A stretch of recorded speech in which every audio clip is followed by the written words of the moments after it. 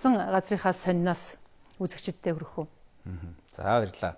Энэ жил Увсан аймгийн Тэс сумаас анх удаа Алтан унганы эзэн шалгарч байна. За Гавьяат малчны хотод анхны шагнал ирлээ гэж нутгийнхан бэлэгшээ ярьж байлаа. За Монгол улсын Гавьяат малчин, улсын аварга малчин Лам сүрэнгийн тухайд за сүүлийн 70 гаруй жилийн хугацаанд за малч ухаанаа өр хүүхдүүдтэй зааж сургаж байна. За өнөөдрийн байдлаар эднийх 5 төрөл дээр малаа өсгөж ялангуяа Тэс үлдрийн адгуулан маллаж байна.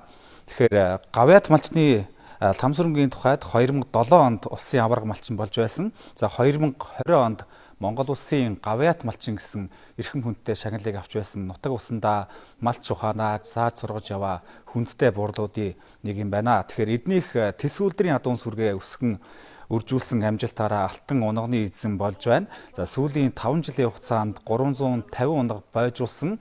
За малын үйлдвэр угсаагаа сайжруулсан зэрэг амжилтаараа Алтан унга шагналыг хүртсэн юм а. За шагналыг Монголын үндэсний олон нийтийн радио телевизийн удирдлагууд болоод за аймаг орон нутгийн төлөөлөл очиж гардууллаа. За ингээд за малчны хотод шагнал гардуулах үеэр ямар яриа өрнөснийг одоо хүргэе. Бэлчээрийн мал аж ахуйн уламжлалт арга ажиллагааг боловсронгуй болгож буянт мал үргийнхээ чанарыг сайжруулан улс нийгэмдээ оруулж байгаа хөдөлмөрийг тань үнэлж Монголын үндэсний радиогийн 5 эрдэнэ нэвтрүүлгийн нэрэмжит Алтан төлөвийн эзнэр өргөмжлөвөө гэсэн байна. За ингээд өргөмжлөлийг Алтан унганы хамтаар артуулж өгье.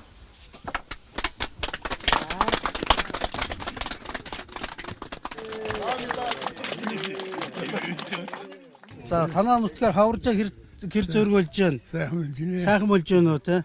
За ингэ би Симитааны үеийн төсөд байна. Сайхан жилж байна. Өхөр жил бас манай аймгийн хувьд бол бас онцлог зүйлүүд нэлээд гарлаа. 5 өшөө мал маань одоо 5 төрөл дээр өсөж 3,792,500 тулгаа малтаа боллоо. Ялангуяа одоо хамгийн онцлог зүйл маань бол энэ онд бол манай аймгийн хувьд бол 500 шинэ малчин өрхөйл шинээр нэмэгдсэн бас энэ хөдөө аж ахуйн салбарыг хөгжүүлэх тийм ээ. Ялангуяа эрчимжсэн мал аж ахуйг хөгжүүлэх тал дээр бол нэлээд их онцлогтой юм сайхан жил болж өнгөрлөө. Өөрийнхөө өр хүүхдүүдээс гадна энэ сум орон нутгийн ингээд боломж тааруулах амьдралтай малчтыг малжуулах бөгөөд бусад амжиргаар дэмжиж ажилладаг.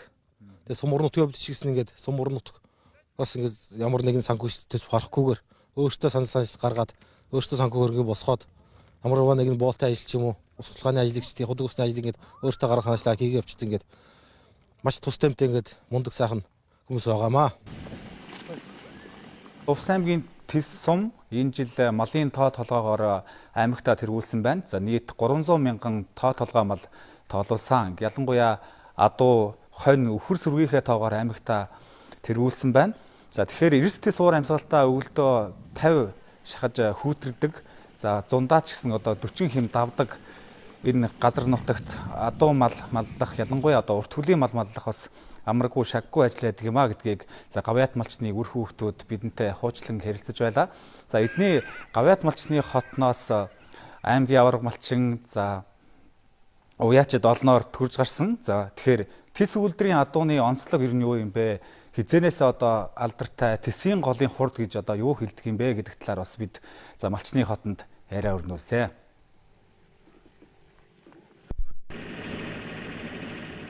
2001 оноос Буурлын авийнхаа адуун сүргийг төшгөлж одоо энэ Тэсийн голын энэ сайхан хурдан буянгуудыг уйж одоо 20 гаруй жил морь мал уйж байна. Тийм Тэсийн голын адуу энэ адуун дээрээ төшглээд энэ орон нутагт байгаа хурдан өгшөлтэй адуутай хүмүүсээс адууныхаа удам өгшлийг сайжруулад тэгээ сүүлийн үед одоо бас хурдан чиглэлээр тодорхой хэмжээний адуун дээр бас одоо эрлэвз тийм цустай адууны үржүүлэг хийгээд явж байна.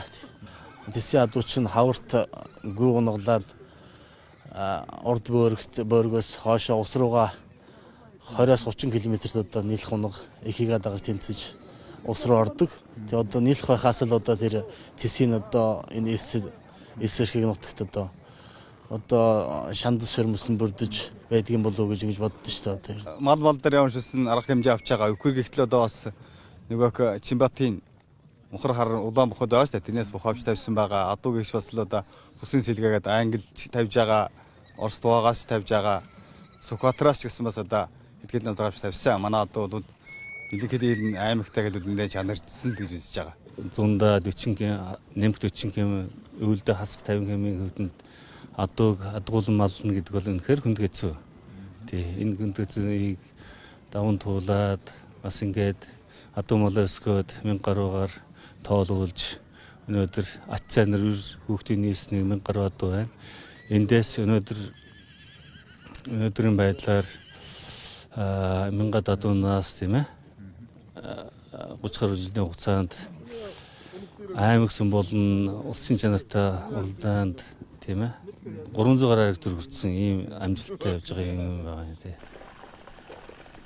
Ийхүү малын үйлдвэр ухсаагаа сайжруулсан малчид алтан онгоны эзэн болж байна. Тэгэхээр сайн малчны шагнал гэдэг бол өөрөө малчдын хариуцлагыг илэрхийлж байдаг сум орон нутагта ямар хувь нэмрээ оруулж байгаа юм бэ гэдгийг хэмждэг гол хэмжүүр болдог.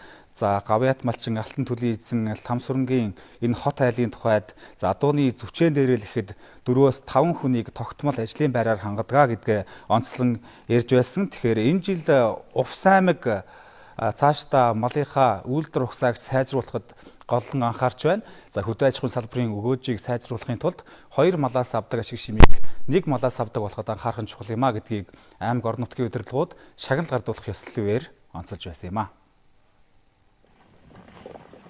Малын ашиг шимийг одоо нэгдэл асуудал одоо өнөөдрийн одоо засгийн газар тавьж байгаа хамгийн эрхэм чухал асуудал. Энэ төв үйлдэж одоо бид одоо малаа одоо үйлдвэрлэж тесгэвшил одоо энэ баяд үйлдвэрийн хонь цэргэн өлөө төлөхөө бас ихэр сэргээ одоо өлөө төлөхөө одоо чанаржуулж байна.